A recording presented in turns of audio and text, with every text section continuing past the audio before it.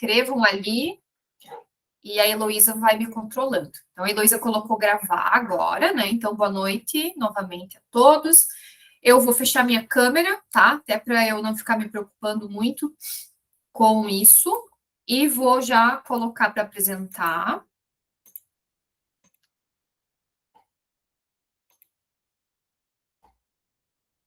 E como eu disse, vão interagindo. Eu sei que não façam perguntas. Se quiserem, realmente ele coloquem. Daqui a pouco eu abro e vejo o chat, tá? Porque a intenção dessa aula de revisão é auxiliar vocês.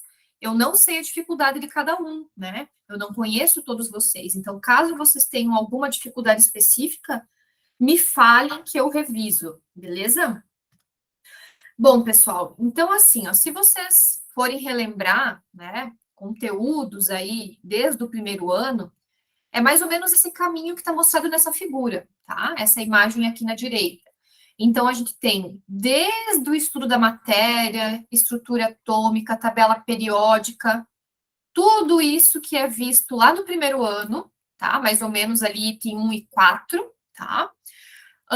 Do item 5, pelo menos aqui no Instituto, né? Pelo menos a nossa ementa. A gente agora está mudando um pouquinho o PPC, então até o item 10 é segundo ano. E eletroquímica vai ficar para o terceiro ano, tá? Agora a próxima turma do ano que vem. Então, mais ou menos essa é a divisão, tá? E como eu comentei agora há pouco, o que eu vou abordar? Conteúdos do primeiro ano, tá? Alguns que tem mais. Aparece um pouquinho mais aí no Enem, e que é bom revisar, e que também é importante lá em química orgânica, elétrons, ligação, para mais ou menos montar as moléculas, tá?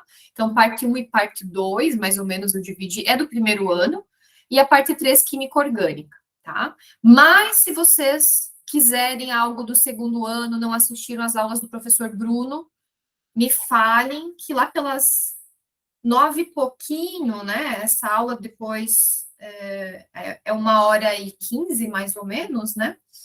Heloísa até me avisa, ou Cauã, quando tiver na metade da aula, talvez, tá? Daqui uma meia hora, enfim.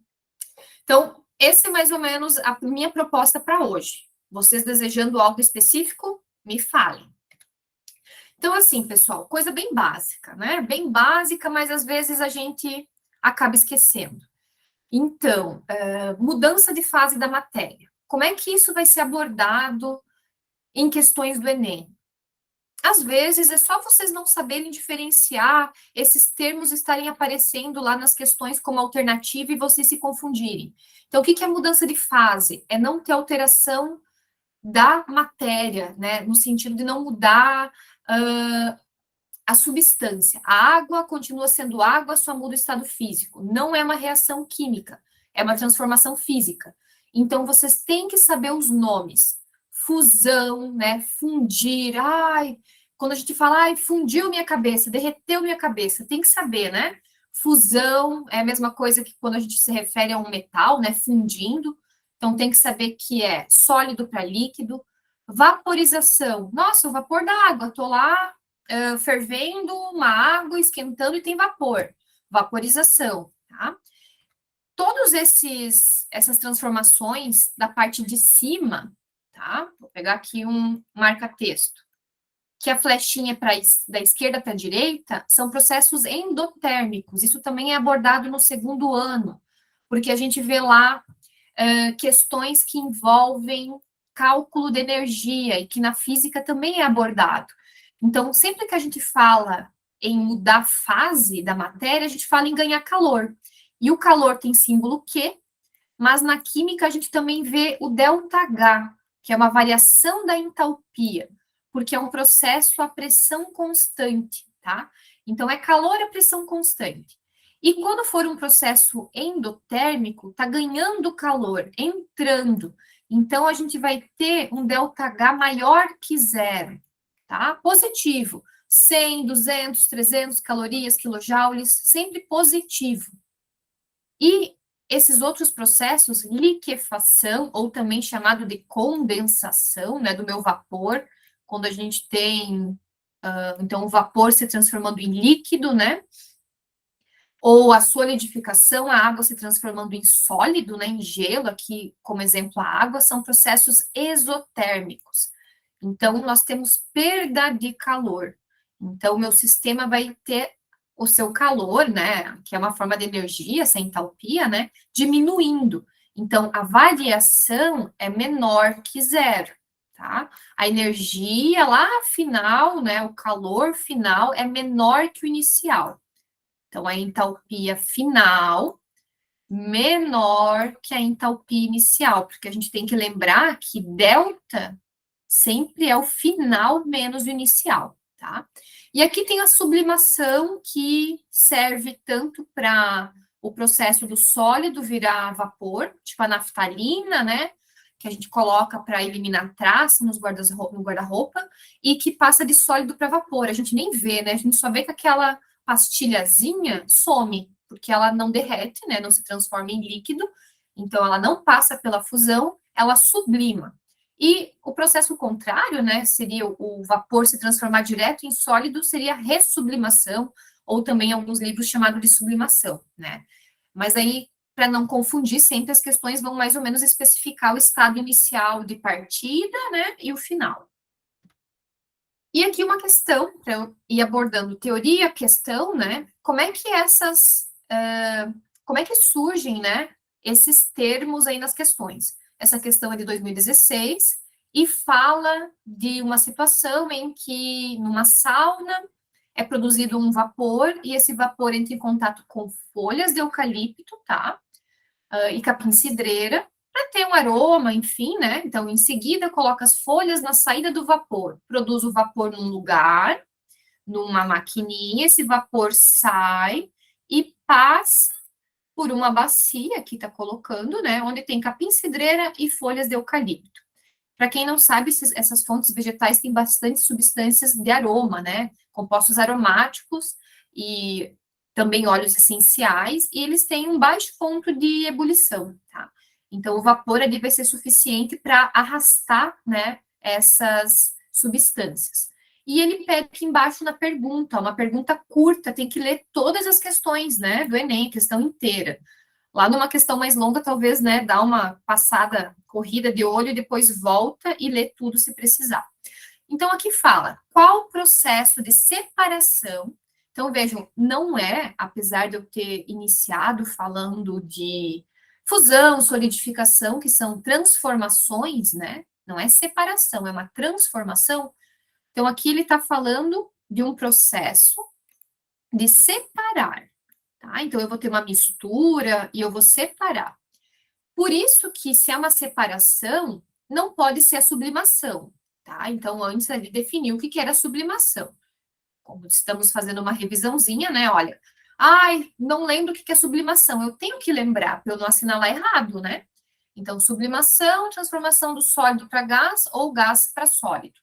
E apesar daqui ter um vapor, não é o vapor que está se transformando. O vapor serve como extrator, igual quando a gente faz um café e eu uso água quente para extrair o café, né?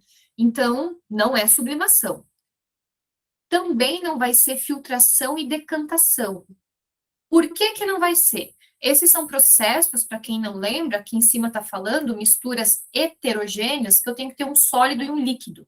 Então, não é uma mistura homogênea, tá? Não é igual água e etanol. É heterogênea, que eu posso separar por um processo físico, né? Que eu vou reter o sólido. Então, decantação, eu deixo um tempo, né? A minha mistura ali, que não é homogênea, e eu consigo separar o líquido, às vezes, claro, passa um pouco do sólido, mas decantação, filtração, que inclusive o processo de passar um café, né? Dá para a gente mais ou menos imaginar como sendo uma filtração, peneiração, separação magnética, quando eu tenho um metal, por exemplo, junto com areia. Então, todos esses são processos em que eu estou separando sólido. Sólido de líquido, tá? Aqui ele também coloca que a decantação pode ser para líquido e líquido, mas quando eles não são miscíveis, né? quando eu tenho, tipo, água e óleo. Então, não é para qualquer líquido, né? Não pode ser uma mistura homogênea. Então, aqui só alguns exemplos para que a gente veja, estou voltando aqui, que não pode ser filtração e não pode ser decantação. Então, já eliminei sublimação, decantação e filtração. E talvez vocês já ficassem, né, já eliminassem isso de cara e ficassem na dúvida se vai ser, né, como aqui sobraram essas duas alternativas, né, destilação e extração, a gente tem que diferenciar. E a destilação, ela é muito abordada também na química orgânica, quando a gente fala de destilar o petróleo, né, uma coluna fracionada. Então, não é o caso aqui também, né? Mesmo que seja escrito aqui destilação simples, tá? Então, aqui é uma extração por arraste. Para quem não conhece, né? Então, esses dois métodos são para separar misturas homogêneas, tá? Por que homogênea? Porque no vapor vai ter as substâncias solúveis no vapor, tá? Então, vai se transformar num vapor com substâncias que vão se dissolver nesse vapor ali que estão dentro da plantinha, tá? Então, esse é um processo para extrair óleo essencial, para extrair os aromas de perfumes, de coisas que a gente pode usar nos produtos de limpeza, tá?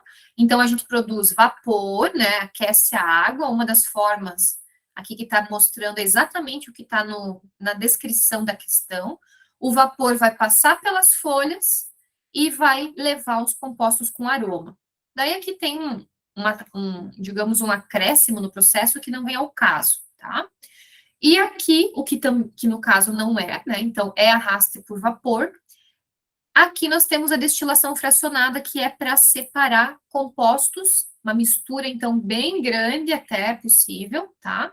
Essa destilação fracionada, diferentes pontos de ebulição. Então, essas substâncias têm que ter diferentes pontos de ebulição para eu conseguir separar. Então, eu consigo, né, aquecer uma mistura, como é o caso do petróleo, e separando por diferentes pontos de ebulição. Alguém tem alguma dúvida de destilação fracionada, de como a gente separa os compostos? Se vocês quiserem falar, escrever, o Cauã, que não é tímido, né, Cauã? Lê para a prof, tá? E a destilação simples, eu já tenho que ter a minha mistura formada e aquecer ela. Tá? Então, minha mistura é aquecida junto e eu vou separar um dos componentes que tem um ponto de ebulição, né, mais baixo. Então, quando a gente faz uma destilação simples, ou eu separo a água, por exemplo, tá? E o sal não vai evaporar, porque tem um ponto de ebulição altíssimo, né? Pensem lá, a gente está fazendo um churrasco e sobra o sal no final, sal grosso, porque ele não vai nem fundir naquela temperatura. Imagine passar para o estado gasoso, porque substâncias iônicas têm alto ponto de ebulição, tá? Então, aqui eu separaria na destilação simples um único componente, e na fracionada eu consigo separar vários. E as frações mais leves eu retiro lá em cima. Então, gás, que compostos que são gás, quando a gente fala em compostos orgânicos? Até 4 carbonos. Gasolina, então acima de 5 carbonos. E a gente vai tendo frações bem mais pesadas, né? No final ali. Então, a gente passa de gás para líquido e para resíduo sólido lá no final. Ok? Então, por isso que a nossa resposta tinha que ser lá arraste por vapor e não destilação simples e não as outras opções que apareceram na alternativa. Dentro desse tópico, estudo da matéria, né, são propriedades, né, separação, entender estado físico, não tem muita coisa mais difícil que possa ser abordada, mas é importante saber o que é sólido, líquido, gás, que eu posso ter misturas homogêneas, heterogêneas, e que dependendo da forma dessa mistura eu vou separar, né, por processos diferentes. E daí, entrando em estrutura atômica, ainda conteúdo lá do primeiro ano, né? Então, quando a gente fala em estrutura atômica, a gente lembra que existe o átomo, né? O átomo é a menor parte que carrega aquelas características, né, de um elemento. Então, quando a gente fala o ferro, eu tenho lá uma barra de ferro. Se é ferro puro, qualquer pedacinho daquela barra de ferro tem as mesmas características, né? Tem o mesmo brilho, tem o mesmo ponto de fusão, é formado pela mesma substância, ferro. E se eu conseguisse isolar a menor partícula que carrega, né, que apresenta essas características, é o que a gente chama de átomo, né? Que é essa menor parte da matéria, né? E que antigamente não se conseguia dividir, por isso que esse nome, átomo, né? O A é negação. Então, o átomo quer dizer sem, né? Que não é possível, né? Negação ali, dividir, porque tomo é parte. Então, sem partes. Mas óbvio que hoje em dia a gente faz o quê? Fissão nuclear, esses termos são bem importantes, tá? Que é quebrar, né? Fissão, fusão é juntar, tá? E talvez até esses termos sejam importantes porque a gente teve guerra na Ucrânia, voltou, né? Temos ainda, talvez alguma coisa voltada a acidentes nucleares, né? Então, elementos radioativos, eu não consigo abordar tudo, mas vocês sabem, né, que tem elementos que liberam, então, radiação, que a gente pode utilizar para também fazer exames de imagem, como radiografia, né, os raios-x. Então, é algo que é importante, talvez, dar uma revisada, né, que é essa questão das substâncias que tem, né, dos elementos como ai, gente, agora deu um branco aqui. Dos elementos que apresentam, né, essa característica, né, de emitir, então, poder gerar energia nuclear, né?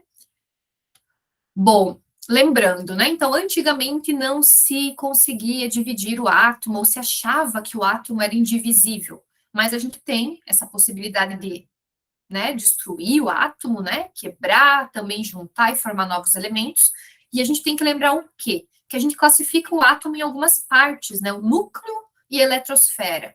O que que a gente tem no núcleo, né, que é essa parte mais interna que a gente costuma fazer, representar as estruturas por bolinhas, né? Então, no núcleo a gente tem algumas partículas que são as mais importantes, não são as únicas, né, que compõem o átomo, mas são as que são abordadas no ensino médio, prótons, nêutrons e elétrons. Então, no núcleo nós temos os prótons e os nêutrons, prótons de carga positiva, né, elétrons da eletrosfera, carga negativa, e os nêutrons não apresentam carga, né, sem carga.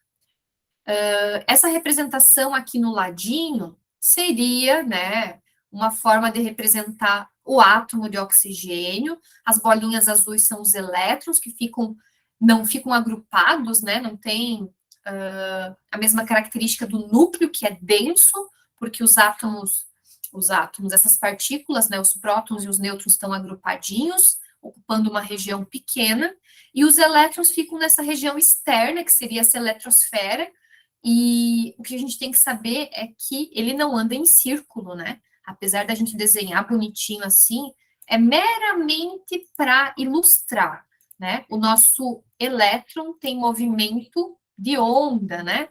Ele vai andando como uma onda, né? Só não sou uma boa desenhista, tá, gente?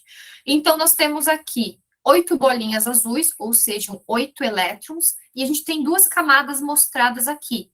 A primeira, que seria K, e a segunda, L. Então, cada camada comporta uma quantidade de elétrons, vocês têm que lembrar isso, né? Então, mais perto do núcleo ali, 2 elétrons e o restante fora. Então, esse é o exemplo do oxigênio. E o oxigênio que foi exemplificado antes, né? Quando a gente considera o átomo neutro, o que é um átomo neutro? Tem a mesma quantidade de partículas positivas e negativas. Por isso que ele é neutro, né? Prótons de carga positiva, elétrons de carga negativa. Então, nesse caso, o oxigênio, nós já vamos depois entrar na tabela periódica, ele tem número atômico, né? Igual a 8, que corresponde a 8 prótons, né?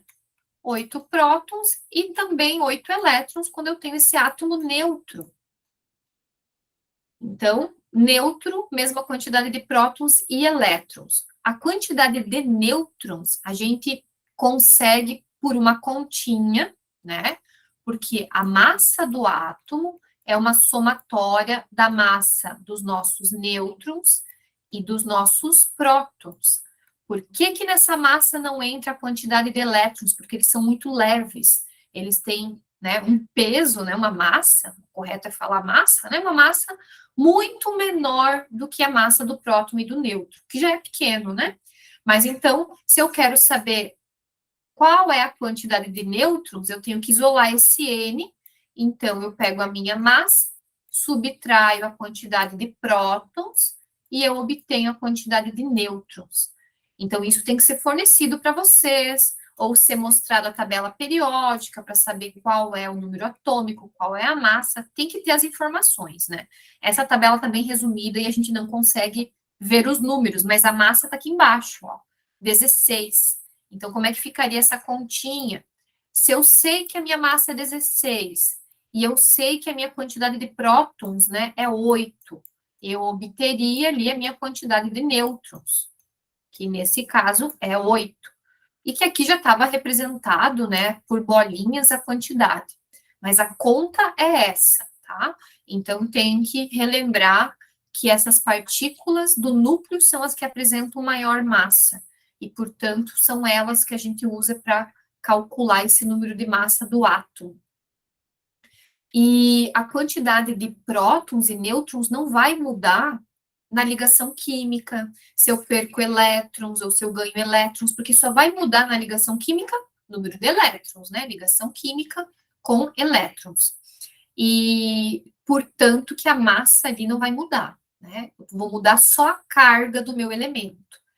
Como é o caso aqui, que eu estou mostrando o íon oxigênio, que é O2-, cada elemento vai ter uma característica. Ou ele se transforma em cátion ou em ânion, né? Para quem lembra, os nossos íons, a gente vai denominar eles como cátion ou ânion. Nesse caso, o nosso oxigênio vai ter carga 2-, é um ânion. Acho que até eu já escrevi isso em algum lugar, né? Ânion. Então, vou apagar aqui, para não ficar feio. Então, carga negativa ânion. E por que que então, a gente tem carga negativa porque eu tenho uma ampliação das quantidades de elétrons. Se a gente volta aqui no desenho de antes, né? Vejam que aqui não tem os elétrons que são colocados aqui, 2 elétrons a mais. Cada elétron a mais, o meu átomo fica mais negativo, né? Então, por isso que aqui é 2-, porque eu tenho, nesse caso, 8 cargas positivas, né? 8 prótons. Tinha 8 elétrons, né? 8. E ainda ganhei, né? Mais 2. E tudo isso tem carga negativa. Vou deixar um negativo aqui fora, tá? Então, quando a gente soma menos 10 com 8, fica menos 2, né? Então, essa minha carga negativa dos 10 elétrons, com 8 mais ali dos meus prótons, gera essa carga 2-. Então, sempre que o elemento ganhar elétrons, ele se transforma num ânion e fica com carga negativa, tá? E o contrário, perdeu elétrons, fica com carga positiva. Só para voltar aqui, voltar não, né? Vou criar aqui um slidezinho extra. Porque como eu não vou falar de ligação química, só relembrar aqui ligação iônica. O sódio, ele tem um elétron na camada de valência, para quem lembra, né? Camada de valência é a última camada. Vejam, última camada aqui para o oxigênio seria essa segunda aqui. Esse pontilhado final. Aqui é a primeira camada, que é a última, a segunda e última. Então, no caso do Na, ele tem um elétron na última camada. Vou dar um exemplo aqui do cloro, que tem 7 elétrons na última camada. Cada bolinha é um elétron, né? A gente representa desse jeito. E por que que a gente tem o Na+, Cl-? Por que que a gente representa essas cargas? Né? Por que que a gente tem um sal com cada íon ali com carga oposta? porque o Na doa elétron, então ele vai ter um quantitativo de elétrons menor do que de prótons, né? Ele tinha lá 11 prótons, eu sei de cor, vocês vão ser informados, né? Na questão, caso isso apareça. Tinha 11 elétrons, mas daí passa a ter 10 elétrons, e com isso, né, 11 cargas positivas com 10 negativas, gera essa carga 1 mais aqui. 11 mais com 10 menos 1 mais. E o cloro, ele tinha 17 cargas positivas, 17 prótons, tinha 17 elétrons, ganhou mais um elétron, então ficou com 18 elétrons. Então, ele tem aqui, né, um quantitativo de carga negativa de menos 1. Menos 18 com mais 17, menos 1. É essa carga que aparece aqui, tá? Então, essas cargas aparecem, de alguma forma elas podem aparecer, né? E a gente tem que estar ligado, porque substâncias iônicas tem que ser, a carga dos íons tem que se neutralizar, né? NaCl, outra substância, vejam, ó, MgCl2, tem 2 cloros aqui, justamente porque o magnésio tem uma carga 2 mais, e isso tem a ver com a família que esses elementos vão estar. Então, logo vamos ver da família, tá? O que que é a família? Mas, voltando, né? Elétrons, prótons, como que isso aparece no Enem, né? Questão aqui 2017. Aqui fala que algo que acontece rotineiramente, né? Um fato corriqueiro, ou se cozinhar, não só arroz, né? É derramar parte da água sobre a chama azul do fogo e ela muda para uma chama amarela. Então, aqui, uma mudança de cor, e essa mudança de cor, né, se deve ao sal, apesar de dizer que essa mudança de cor pode suscitar, né, gerar interpretações diversas, né, mas interpretações é quando a pessoa não sabe. Aqui ele fala, além do sal, nessa água se encontram carboidratos, né, proteínas e sais minerais. Mas ele colocou ali NaCl, que é aquela substância que eu apresentei antes, né? O Na é um metal. Existem vários metais, como o Mg, como o ferro, né? Vários metais. E ele fala, cientificamente, sabe-se que essa mudança de cor na chama ocorre. Daí vem algumas alternativas bem absurdas, né? Reação do gás com o sal volatilizando o gás cloro. Não vai produzir gás cloro, né? Não é uma energia suficiente para você ionizar e formar gás cloro ali. Daí vai emissão de fótons pelo sódio, excitado por causa da chama, e vai ser essa alternativa certa, tá? E até aqui eu coloquei o que, que são fótons, né?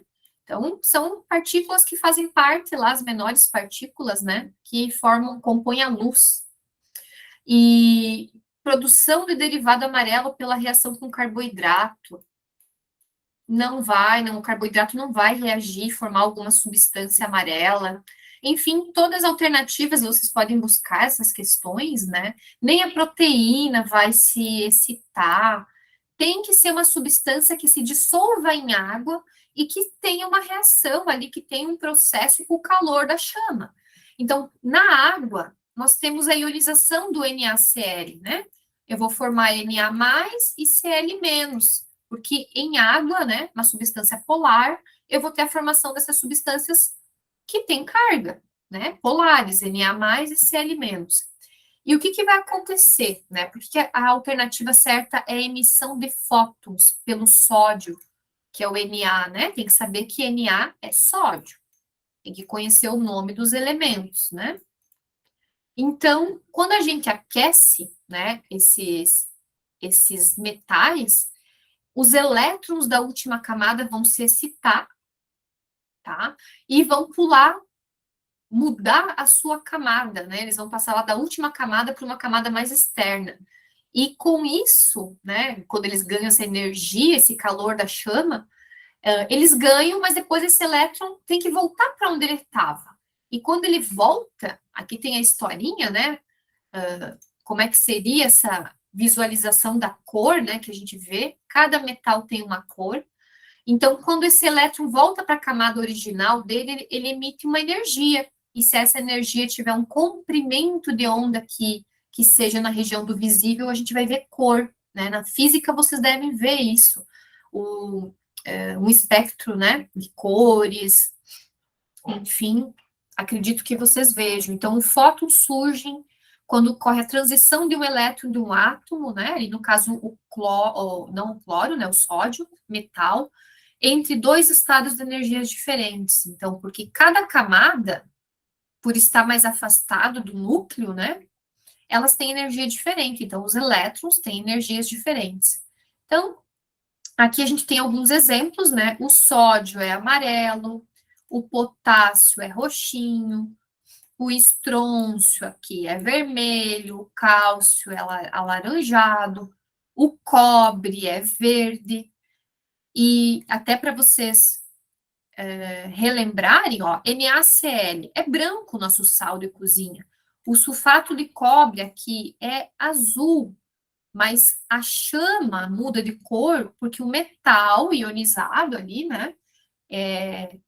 Como a gente vai ter cobre 2 né? Quando os elétrons se excitarem ali, é os elétrons desse metal na volta que liberam energia e que não tem uma cor necessariamente igual à cor do sólido, né? Porque o sólido é o sal como um todo, não só o metal, é o metal e o ânion.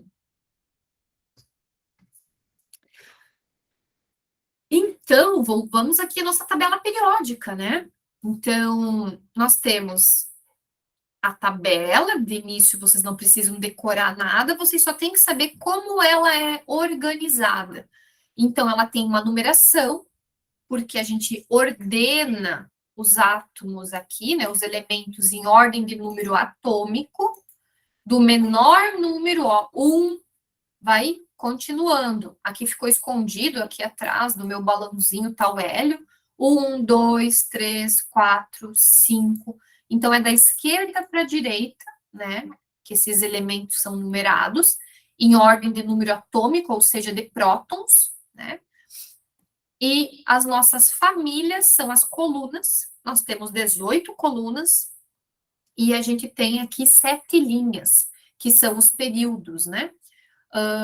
Aqui aparecem mais 2, mas eles são os nossos lantanídeos e actinídeos, né? Que são esses espacinhos aqui, que normalmente não são abordados esses elementos, né? Então, os lantanídeos e os actinídeos. E claro que cada família tem seu nome, tem que lembrar. Por exemplo, aqui a última são os gases nobres. Falei que o sódio é um metal, né? Aonde que está o sódio? Ó? Aqui o sódio, Na. Ele está na família 1, metal alcalino. Na família 2, aqui a segunda coluna, metal alcalino terroso. Todo o meio da tabela são metais. E por aí vai. Então, tem que saber se localizar na tabela, né? E saber que, dependendo da região da tabela, nós temos elementos com características diferentes. E, fora algumas exceções, né? Ó, o hidrogênio aqui não está circulado de vermelhinho, né?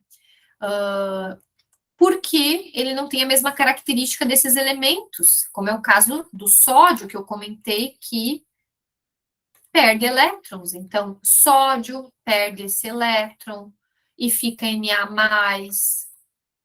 Todos da família 1 ficam com carga positiva, né? Todos vão ficar com uma carga positiva, tá? Então, família 1, 2 e aqui a família 13 ou 3A, se vocês forem contar 1, 2, vai contando, aqui chegamos na 13. Então, essas em vermelho têm a tendência de perder elétrons, tá? Então, perde 1, 2 e 3 elétrons. Todos aqui perdem 1, todos nessa coluna perdem 2, e todos aqui, alumínio, galho, índio, vai indo, perdem 3, tá? E ficam com essas carguinhas que estão demonstradas aqui, né? X mais, X2 mais, X3 mais. E em azul, circulado de azul, ali, oxigênio, flúor, né? Nitrogênio, tendência a ganhar elétrons, por isso que eles ficam negativos, por isso que o cloro fica negativo e o Na fica positivo, porque eles têm características totalmente diferentes. Então, a carga ali, né, Y2 menos, Y é genérico, né? O2 menos, S2 menos, que é o enxofre, Y é genérico e o X é genérico, só para, né, deixar a carga em destaque. E aqui temos uma questão que já tem um enunciado maiorzinho, com um monte de historinha, né? Quem já fez aí a primeira fase do Enem sabe que temos questões grandes, né, em algumas situações, enunciados grandes. No ar que respiramos, existem os chamados gases inertes, que seriam os gases nobres. Trazem curiosos nomes gregos, né, os nomes, por exemplo, o neônio, o significado em grego é novo. Daí tem outro, né, que vai ser oculto, outro que é inativo. E o xenônio, né, significa estrangeiro. Logo abaixo está escrito isso, né? Eu não sei todos os nomes em grego, mas então aqui está mostrando o xenônio e o neônio novo, isso sim eu lembrava, né? Os demais teria que procurar. Mas nós temos, né, neônio, hélio, neônio, xenônio. Então, se a gente for seguir, oculto e inativo é de algum outro desses, né? E vem a historinha, blá, blá, blá, mas que depois de longos anos, a partir deles serem gases inertes, inerte é não reage, gente. Inerte, estou aqui parado, não vou fazer nada, tá? Inerte é isso, é não reagir. Mas, apesar disso, depois de alguns anos, né, conseguiram fazer com que o xenônio combinasse fugazmente com o flúor ávido e vivaz. Olhem essas palavrinhas, né? Só para dar uma complicada aqui. Mas combinar-se é fazer uma ligação química. Se ele se combinou, ele se ligou. Então tem que ficar ligado aqui que a combinação deles significa ligação química, tá? Que não é comum, mas em algumas condições sim eles vão se ligar. E aqui ele fala: qual propriedade do flúor é que justifica essa escolha? Como é que o flúor foi escolhido? Por quê? Como é que ele conseguiu reagir com o nosso xenônio? E daí vem densidade. Densidade é uma propriedade intrínseca da matéria, é uma relação de massa e volume, nada a ver, né? Não tem a ver com a densidade. Condutância, conduzir corrente elétrica, não falou nada de elétron aqui, não tem por que ser isso, né? Estabilidade nuclear, temperatura de ebulição. Temperatura de ebulição é importante na separação física, como é o caso da destilação fracionada, né? Então, é a eletronegatividade. E para quem não lembra, né, o que é eletronegatividade? Que é essa característica do flúor e de todos os elementos, né, que estão lá pertinho do flúor.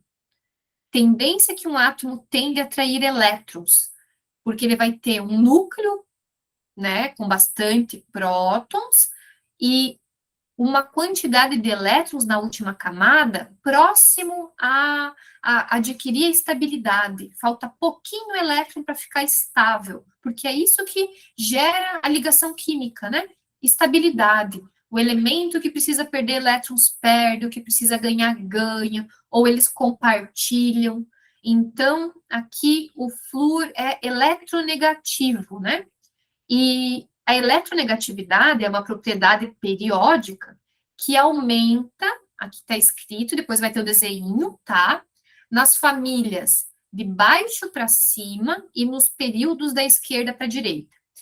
Então, talvez seja importante, não digo decorar isso, mas se localizar.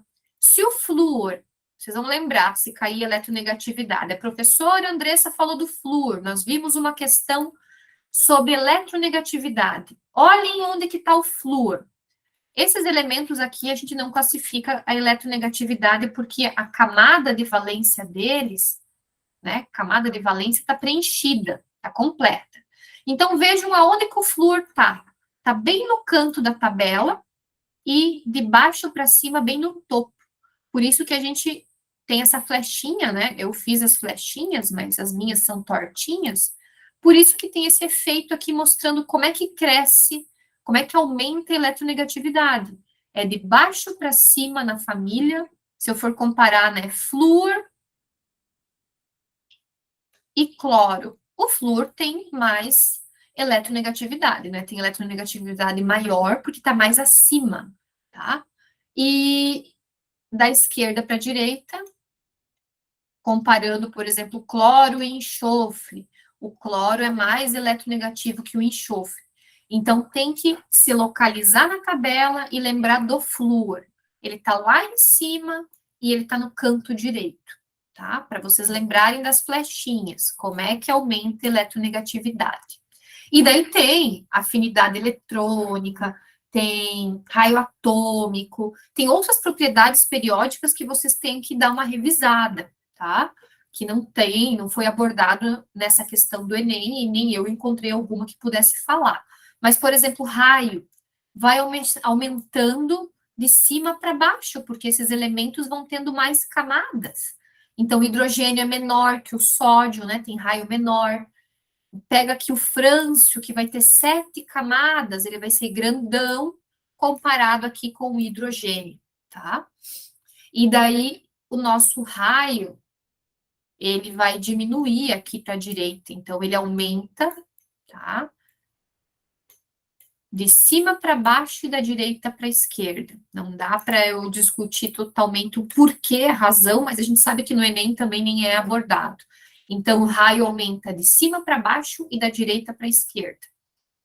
É o contrário aqui, né, da nossa eletronegatividade. Desculpa.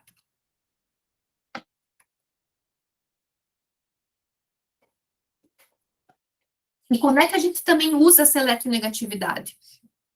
Para relacionar com o tipo de substância, classificar se a ligação é iônica, covalente, e se essa ligação covalente é polar ou apolar. Então, para quem não lembra, na ligação covalente, eu vou só colocar aqui, os elétrons são compartilhados, tá? E na ligação iônica, que vai ser aqui o último quadradinho, a gente tem doação de elétrons e ganho de elétrons, né? Um átomo doa, perde, né? E o outro ganha. Então, é uma característica bem diferente, né? A ligação iônica da covalente, onde tem compartilhamento de elétrons. Então, como é que a gente sabe que elementos que formam ligação covalente e quais formam iônica? Eles têm que ser opostos para ser iônico, porque daí nós vamos ter uma diferença de eletronegatividade maior do que 2. Não tem que fazer essa continha, não é necessário. Tem que vir aqui e lembrar. Quem é o exemplo clássico de ligação iônica, NaCl? Aonde que eles estão? Lados opostos. Cloro é eletronegativo, Na não é. E se tiver numa tabela o número aqui, né, um valorzinho de eletronegatividade, vocês vão fazer uma conta. Vão subtrair esses valores, né, vão ver a diferença. E se for maior do que 2, é iônico, mas é só lembrar, sal é iônico. E daí nós temos ligações covalentes polares e apolares.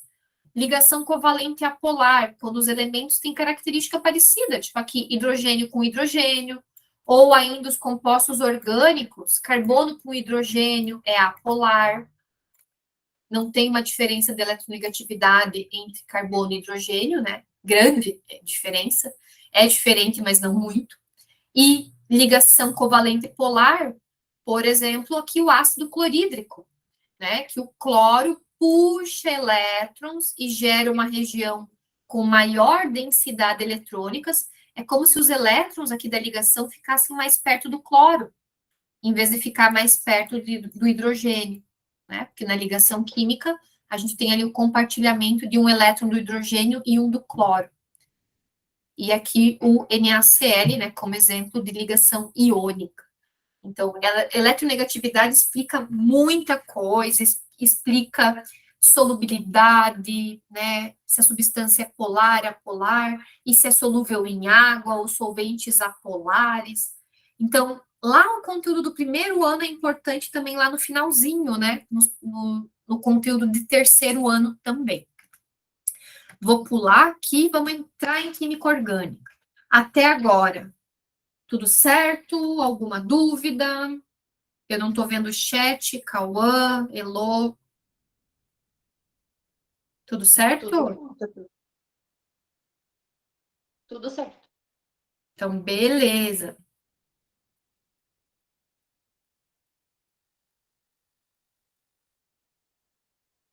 Então, quando a gente fala em química orgânica, a gente tem que lembrar do carbono. E aqui tem alguns exemplos clássicos, né? Quando a gente vê uma representação como essa, que é o benzeno, caímos lá no terceiro ano, né? E desenho representação do petróleo, de extração de petróleo, né? Porque vários compostos orgânicos são extraídos do petróleo. A gente fala também de geometria das moléculas, mil e um assunto, né, que a gente pode abordar em química orgânica. Mas a gente tem que falar um pouquinho do carbono, porque é o elemento principal, né? E acabei de falar aqui, desenhar essa molécula e dizer que ela é covalente apolar. Então, tenho que lembrar aonde o carbono está na tabela periódica, ou lembrar, né, que ele tem 6 elétrons. Daí, quando a gente faz a distribuição de elétrons, né, do carbono, para quem lembra da distribuição, a gente tem essa distribuição aqui, e por ter essa distribuição e analisando a última camada, né, a segunda camada, a gente vê que nessa subcamada P nós temos espaço para mais elétrons, porque a gente poderia ter até 6 elétrons, né, ter um P6. Então faltam 4 elétrons. Se faltam 4 elétrons, esse carbono não está estável. Por isso que esse nosso átomo de carbono, né, tem 4 elétrons na camada de valência, né, aqui 2 mais 2, e, portanto, ele precisa compartilhar para ficar com 8. Então, nós sempre representamos, né, os elétrons da camada de valência, e quando a gente tem um outro elemento do ladinho, o que, que é o compartilhamento do elétron? A gente circula, né? A gente faz a ligação química. Então, a gente tem que fazer 4 ligações. E essas 4 ligações, para que o carbono fique estável, pode ser 4 simples, uma dupla, e daí 2 simples, ou 2 duplas, ou uma tripla e uma simples. São essas as possibilidades, tá? E isso, né, para adquirir a estabilidade, que seria 8 elétrons na última camada. Então, ele compartilha elétrons, o elétron dele é do hidrogênio e o do hidrogênio é dele. Eles estão, né, compartilhando. Esses elétrons estão, né, os orbitais, porque esses elétrons estão em orbitais, para quem lembra desse termo, né, orbital é a região mais provável de se encontrar elétrons, né, o elétron. A gente fala muito de camada, subcamada, mas a gente tem que lembrar do orbital. Onde que esse elétron se movimenta, orbita, né? Tipo um planeta, onde ele está orbitando. Então, onde que esse elétron está? Pois bem, tem que fazer 4 ligações nessa composição possível, né? E daí aqui, por exemplo, quando eu tenho uma dupla, aqui eu poderia ter um hidrogênio, e aqui o meu carbono estaria fazendo as 4 ligações. 1, 2, 3 e 4, só para mostrar. Então, 4 ligações, totalizando, mas são 2 simples e uma dupla. E no caso aqui, já vamos lembrar do oxigênio, que eu falei lá atrás, né? Que ele tinha uma carga negativa, que ele não está recebendo o elétron do carbono, ele está compartilhando. Mas o oxigênio pertence à família 6A ou 16, ou seja, tem 6 elétrons na camada de valência e precisa fazer 2 ligações, né, simples, ou uma dupla, para ganhar, né, de alguma forma, ter esses 2 elétrons, né, por compartilhamento ou por doação. Então, por isso que ele é uma ligação dupla com o oxigênio. E quando o oxigênio não fizer dupla com o carbono, ele pode fazer uma simples, mas daí ele vai ter que fazer outra simples, ó. Como esse caso aqui, que eu tenho uma ligação, né, um grupo que vai ser a hidroxila, inclusive, que classifica como álcool, né? Então, lembrar que isso aqui é uma hidroxila, para quem nunca viu, né? Mas que, por isso que os álcoois são solúveis, né? Os álcoois de cadeia pequena, porque tem um átomo aqui eletronegativo que puxa elétrons, oxigênio. Não é tão eletronegativo igual o flúor, mas puxa elétrons. Então, eu tenho uma região negativa. E quem teve seus elétrons puxados fica positivo, que é o nosso polo positivo e negativo, né? A gente gerou uma molécula de polo, né? Com dois polos. Enfim, vamos pular, né? Vamos para a questão, porque o tempo está passando. Quanto tempo, Cauã? Eu ainda tenho? 20 minutos, prof. Beleza, vou tentar correr aqui. Então, aqui é uma questão que comentei lá atrás, por isso eu vou pular ela, pular não, né? Vou falar rapidinho. É uma questão que fala do petróleo, energia de baixo custo, né? Perto de outras, né? Que tem que construir hidrelétricas, então acabou que a extração do petróleo se tornou de baixo custo comparado com outras fontes de energia, né?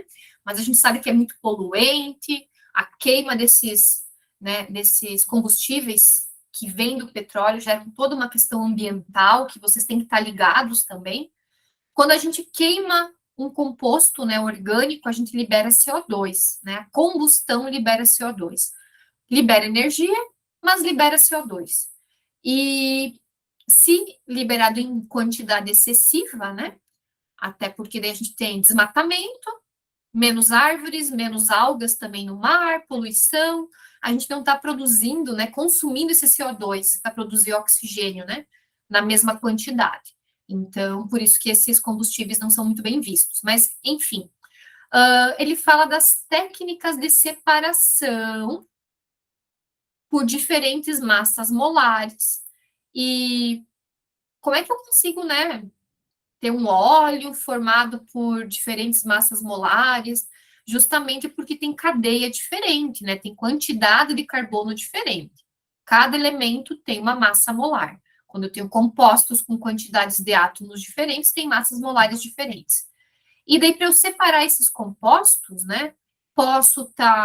Eu separo os compostos por destilação fracionada, que eu falei lá na frente, mas aqui o que ele está falando? Que para aumentar a quantidade de frações, otimizando o produto de origem fóssil, utiliza-se o processo de craqueamento.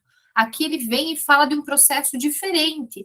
Ele não está falando de separar os compostos, né? Pegar o petróleo e separar. Ele fala de pegar essas frações que eu já separei e craquear elas. Então, é um processo, para quem conhece a bolachinha creme cracker, né, que a gente fala, é você conseguir quebrar, tá? Então, o craqueamento, né, é quebra. Então, essa opção de destilação fracionada, né, separação dos diferentes componentes em função de suas temperaturas, não vai ser alternativa, porque isso é destilação fracionada, tá? E craquear é quebrar as moléculas em moléculas menores, que vai ser essa alternativa de letra A. Não vai ser decantação, porque eu falei lá na frente que é separar um sólido de um líquido. Não tem reação de oxirredução no craqueamento. Então, sempre que a gente vê uma palavra diferente, talvez tenha uma palavra no dia a dia que remeta. Como eu falei, a fusão, né? Ai, fusão. A gente fala, ai, meu cérebro está fundindo. A mesma coisa aqui, aquela bolachinha creme cracker é porque ela quebra facilmente. Então, craqueamento, que seria a alternativa certa, né? Então, aqui não é isso aqui, né? Isso aqui é uma destilação. Deixa eu vir aqui para o craqueamento, é tu pegar uma molécula grandona, com calor e catalisador, geralmente catalisador metálico, né? Uma substância que acelera a reação, você vai quebrar em frações menores. Então, tu pega uma molécula grande, olha aqui um óleo, né? Então, uma substância líquida, mas bem densa, bem grande, e tu quebra em moléculas menores, tá? Então, isso é o craqueamento, quebra de ligações. E daí, essas substâncias orgânicas, normalmente, o que é cobrado? Nomenclatura, reações, né? Propriedade, se é solúvel, se é polar, se tem alto ponto de fusão, ebulição, né? Então, a gente tem que lembrar que a gente classifica, né, os compostos orgânicos por nomes, né? Então, os mais simples são os hidrocarbonetos. Hidrogênio, carboneto seria carbono, né? Então, vou começar aqui revisando hidrocarbonetos. A gente classifica a cadeia, porque eles formam cadeias. Carbono vai se ligando a carbono, né? E os hidrogênios completam as ligações, só para dar um exemplo aqui.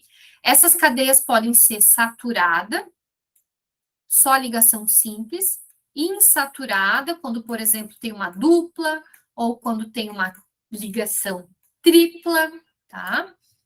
E a gente pode ter cadeia fechada, formando ciclos, né? Por exemplo, aqui um quadradinho, isso é um ciclo, eu não tenho início nem fim, né? Eu tenho um sistema cíclico. Então, toda essa classificação gera nomes para esses compostos. Alcano, que vocês já viram, né? Final do terceiro ano aí, alcano, alceno, alcino, são nomes que têm relação com o tipo de ligação, né? E com o tipo de cadeia. Cicloalcanos, cicloalcenos. Então, a gente tem classificação pelo tipo de ligação, forma das cadeias, tá? E já quero dizer que se alguém quiser que eu mande esse material, não é um baita material, né?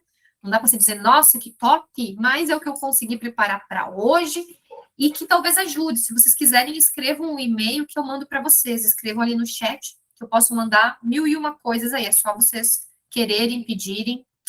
Então, nós temos várias classificações, né?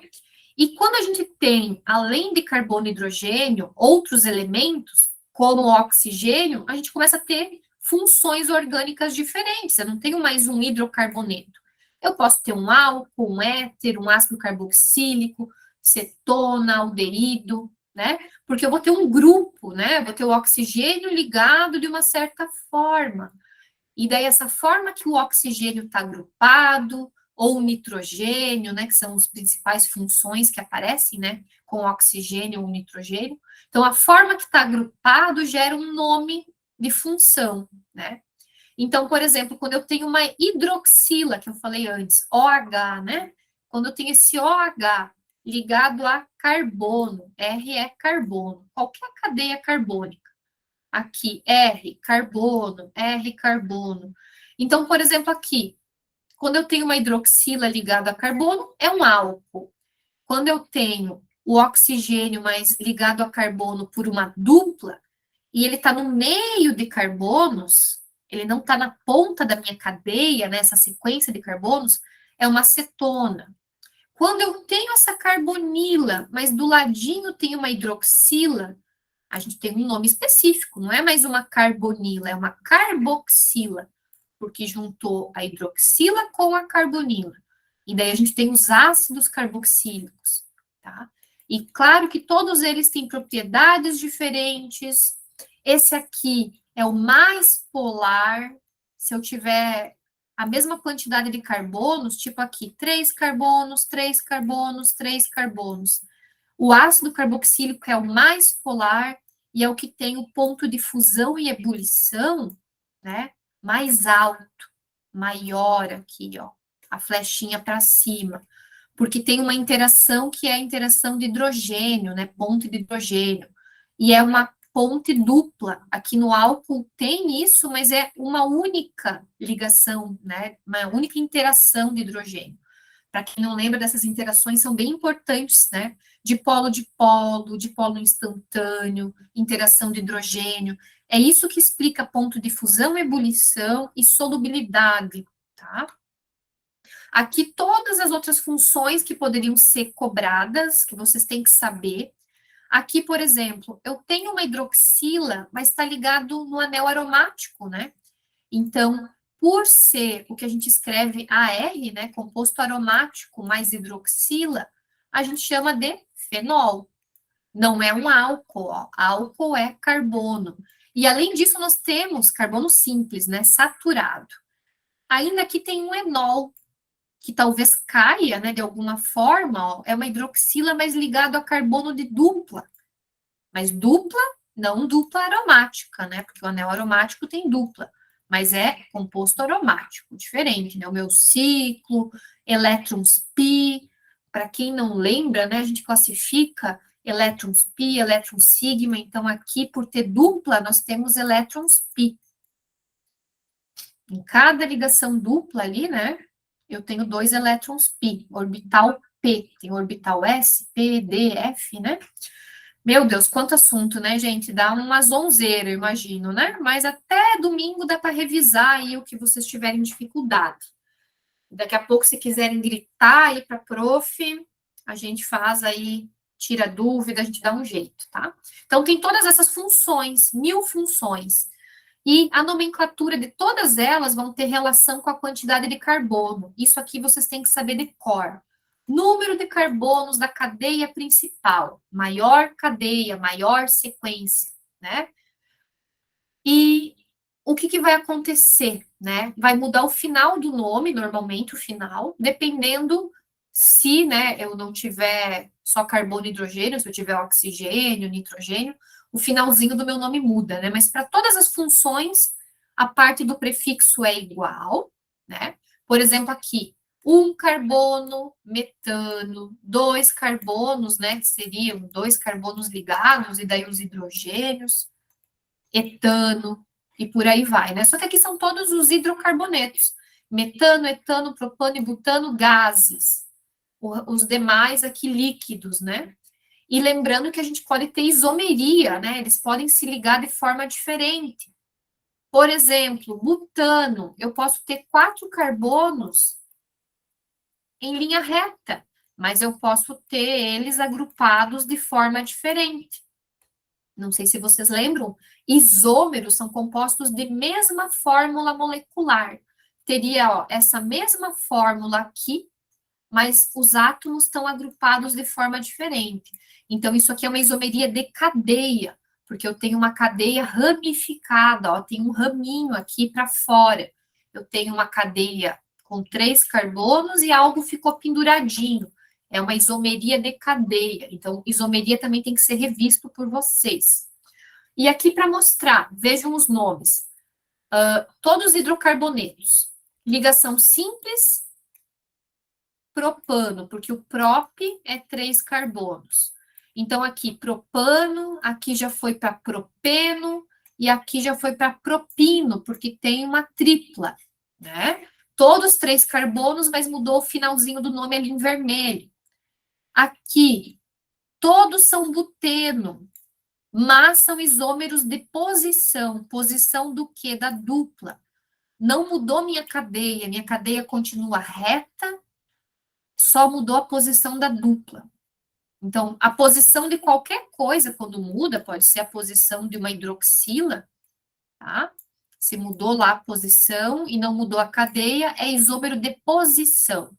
Mesma fórmula molecular, mas algo diferente. No caso aqui, a posição, né, diferente de uma dupla, de um grupo funcional. E aqui, rapidinho, vamos revisar, né? Alcano, então, é o meu hidrocarboneto, ó, só tem carbono e hidrogênio. E ligação simples, esse ano é ligação simples. Minha letra horrível, né? Escrevendo assim com o mouse. Álcool tem essa hidroxila ligada a carbono, saturado, que faz 4 ligações simples. Insaturado é dupla, né? Ou tripla. Então, aqui é um álcool e aqui é uma cetona, porque eu tenho carbono do lado da carbonila. E como é que fica o nome? Todos têm 3 carbonos. Todos vão começar com prop. Mas eu tenho propano, propanol e propanona. Então, mudo o finalzinho. Álcool termina em ol e cetonas terminam em ona. Quando eu tenho uma cadeia maior e eu tenho a dupla O, eu vou ter que indicar a posição, né? Ó, 1, 2, 3, sempre começando a numerar a cadeia, né? Mais perto dessa função, dessa carbonila, ou mais perto aqui do álcool. Esse álcool, inclusive, é 1-propanol, ó, faltou colocar. É o carbono 1, não é o carbono 2 do meio, é o carbono 1, da ponta. Aqui, outras funções. Aldeído é a carbonila na ponta com hidrogênio. Aqui, a carboxila do ácido. Como é que ficam os nomes? Aldeído, propanal. E o ácido com 3 carbonos aqui, ácido propanóico. Então, e tem que lembrar que o ácido etanóico, que tem 2 carbonos, é o ácido acético, né? Muito usual aí no vinagre. Tem que saber os nomes usuais de algumas substâncias, né? E o que, que um ácido faz? Um ácido diminui o pH, né? Quando coloca na água.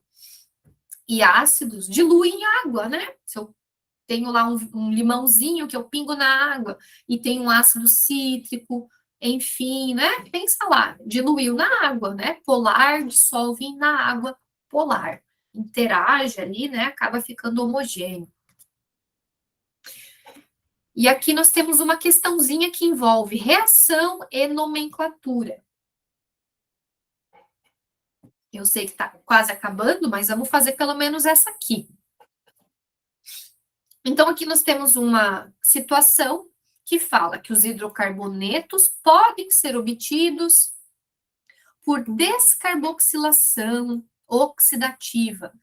Descarboxilar é perder CO2, tá? Aquela partezinha da carboxila lá, CO2H, porque carboxila é a função do ácido, né? CO2H.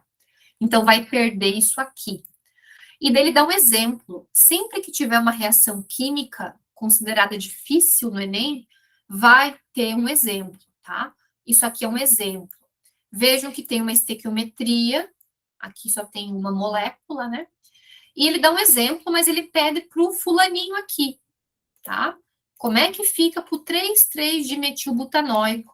Então, eu tenho que saber que ácido 3,3-dimetilbutanóico vai ter uma estrutura, vou ter que desenhar a molécula para poder copiar a lógica dessa questão. Eu tenho que entender a lógica, tá? Então, essa parte aqui é o CO2. Por que tem 2 CO2? Porque tem esse 2 aqui na frente, 2 moléculas.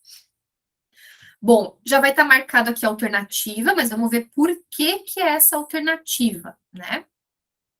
Lembrando que 3,3-dimetilbutanóico. But são 4 carbonos. Então, o meu ácido vai ter que ter 4 carbonos, tá? E tem radical, 3,3-dimetil, são 2 grupos metil na posição 3, no carbono 3. Então, aqui é a reação genérica, que estava lá na questão, perda de CO2, é descarboxilação, ó, esse nome assustador é perder, descarboxilar, né? O que acontece com essa molécula? Eu tenho uma quebra, né? Então, essa minha molécula aqui tinha 3 carbonos. 1, 2, 3. Um deles está aqui, ó, no CO2. Mas por que tem esse 2, prof? Porque tem aqui esse 2 na frente. E vai sobrar 2 carbonos de uma molécula e 2 da outra. Então, é como se eu reunisse 2 carbonos mais 2 carbonos e eu formo 4 carbonos, que é o meu alcano. Então, o ácido forma o alcano. Qual é o ácido da questão, né? O ácido da questão é esse aqui. Como é que eu desenho ele? Eu coloco a função na ponta, direita ou esquerda, eu conto 4 carbonos, começando pelo carbono da carbonila, e na posição 3 tem aqui os 2 grupos de metil, ó. Então, eu tenho que saber desenhar, né, o meu ácido. Aqui vai estar de novo ele, ó. Aqui está o meu ácido bonitinho. Vai ter a quebra aqui e vai sobrar todos esses carbonos aqui da esquerda, que eu estou circulando. E são duas moléculas, então eu vou ter que juntar elas e vai se formar isso aqui. Então, aqui onde eu estou riscando foi a união. Eu perdi o CO2, mas eu juntei, né? É um quebra-cabeça. Eu quebro aqui, elimino isso aqui, mas eu junto a partezinha da outra molécula. E daí agora eu preciso saber dar um nome disso aqui. Eu vou numerar, tanto faz, da esquerda para a direita, porque é uma molécula simétrica. Opa, eu tinha numerado aqui, 4, 5, 6, então tem 6 carbonos, 6 tem como prefixo X, eu só tenho ligação simples, então é AN, então X, 6 carbonos, AN, ligação simples, e como é hidrocarboneto, termina em ano, né? É um hexano. Ok, mas é um hexano que tem radicais. Eu tenho aqui no carbono 2 e no carbono 5 essas anteninhas que são grupo metil, né? Quando eu tenho um carbono é um CH3. CH3 se chama de metil, né? Um carbono como radical. Todos os radicais terminam em il. E aqui, por que que é tetra? Ó? Por que que a minha resposta é 2, 2, 5, 5? São as posições, né, em amarelo, e tetra, porque são 4 grupos iguais, né, 4 grupos metil, e o hexano no final. Então, esse é um hidrocarboneto ramificado, eu tenho que indicar ali, né, se eu tenho grupo metil, grupo etil. Então, essa é uma questãozinha com reação e que tem um certo grau de dificuldade, mas é aquela questão que vocês têm que prestar atenção. Se tiverem interesse bem no Enem, né, presta atenção, vê o exemplo. Se entender o exemplo, a lógica do exemplo, vai conseguir fazer. Mas tinha que aqui saber desenhar o ácido carboxílico, quebrar o ácido, montar a substância final e dar um nome. Então, é uma questão meio extensa, né? E, como o horário, né, pelo que eu estou vendo, já passou do horário, nesse material tem nomenclatura de outras funções, ó, éter, éster, que não apareceu antes, né? O que é um éster? Tem questões que englobam essas funções, então a gente tem que saber conhecer as funções, porque aqui é uma questão que fala de biodiesel, e eu tenho que saber que o biodiesel é um produto, é o meu produto aqui final. E o biodiesel não é um álcool, então não pode terminar em OH aqui. O meu biodiesel é um éster, tá? Então, nessa questão, era para indicar qual era, né, a função do biodiesel formado, que é um éster, tá? E daí nós temos outras funções, né? Eu falei da cetona, nomenclatura antes, aqui, ó, propanona, o propanal. E claro que tem questões que envolvem reação, como aqui é uma quebra na dupla do alceno, é uma oxidação, né? É uma quebra com a oxidação, a entrada de oxigênio, então clivagem oxidativa. E a gente forma, nesse caso aqui, formou 2 aldeídos, mas pode formar cetona, como é o caso aqui da questão que ele dá a molécula específica, né? Quando eu quebro uma dupla, e essa dupla, como é o caso desse carbono aqui, não tem hidrogênio, eu não formo o aldeído, porque o aldeído tem que ter o hidrogênio. Eu tenho que ter hidrogênio. Eu tenho que lembrar que o hidrogênio não aparece nesse formato de traço, mas ele está ali, né?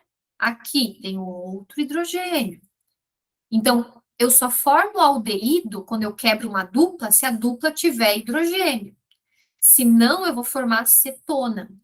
Então, vocês têm que também procurar saber que tem que ter cetona em algum lugar da resposta, porque essa partezinha vai formar, quando oxidar, né, eu vou ter uma dupla O, e isso é cetona, e isso é propanona. E eu teria aqui duas alternativas com propanona. A questão é eu saber o nome do outro, né, da outra parte aqui do meu composto. Ele deu o nome do composto, só que quando a gente quebra ali, a gente vai formar o anel com o aldeído penduradinho. E isso é o benzaldeído, é o benzeno com o aldeído pendurado. Então, por isso que aqui era a letrinha A, né? Benzaldeído e propanona. Então, a questão explica, ela fala das duplas. A questão não está exigindo que vocês entendam reação, ela explica. Ligações duplas, dissubstituídas geram cetonas, quer dizer, não tem hidrogênio, no lugar do hidrogênio tem carbono, né, substituído por carbono. E daí ele fala, a ligação dupla terminal, essa na ponta, né, vai gerar aldeído, ele dá o exemplo. Sempre entendam o exemplo, tá? E era isso, eu acho, né, galerinha? Porque passamos aqui do horário, né? Não sei o tempo de vocês, mas enfim, né, gente? A gente não consegue falar, abordar tudo, é muito conteúdo. É primeiro ano, é segundo ano, é terceiro ano, como eu disse, o Bruno revisou segundo ano, né, deu questões de segundo ano. E João apareceu! Oi, João! Então, temos um monte de assunto que não dá para abordar, né? Mas, se vocês quiserem, tá?